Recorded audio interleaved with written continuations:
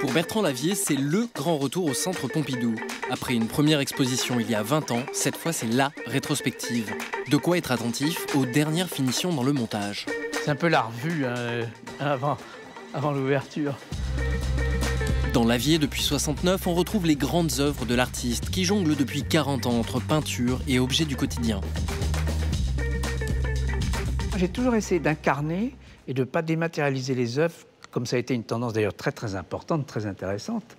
Mais moi, je suis venu après, et donc j'avais, disons par contre-coup, envie du contraire, de donner du corps aux idées. Lavier n'est en effet ni parisien, ni ancien élève des Beaux-Arts. Dans sa jeunesse en Bourgogne, il s'imagine plutôt horticulteur. C'est lorsqu'il vient à Paris que sa vie prend un autre tour, en passant devant une galerie d'art contemporain. À l'intérieur, il y avait des choses très étranges.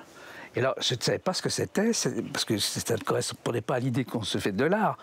Moi, venant d'un petit village de Bourgogne, pour moi, l'art était des sculptures en bronze, des tableaux avec des cadres dorés, etc.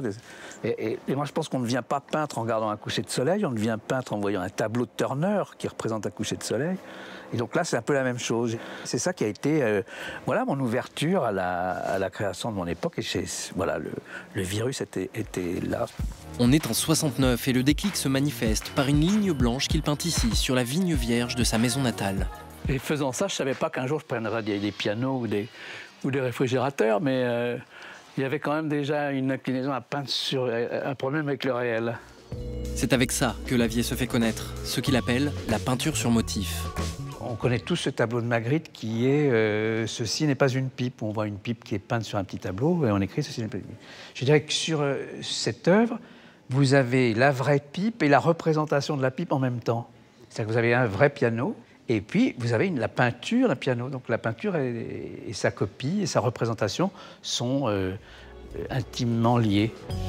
Lavier est un malicieux qui toujours transgresse jusqu'à redonner des lettres de noblesse au jeu de mots. La plupart des artistes, quand ils utilisent le néon, c'est pour dessiner ou écrire. Ce que j'ai voulu faire surtout en faisant un tableau comme ça, c'était renouveler le genre de la peinture en tube. C'est-à-dire que ça sort du tube de couleur, donc ça sort du tube de néon. Je voulais faire l'inverse d'un ready-made de Duchamp. C'est-à-dire que le ready-made de Duchamp est une chose qu'il d'ailleurs souhaitait, ce qu'il appelait une beauté d'indifférence, qu'il soit quelque chose de très froid.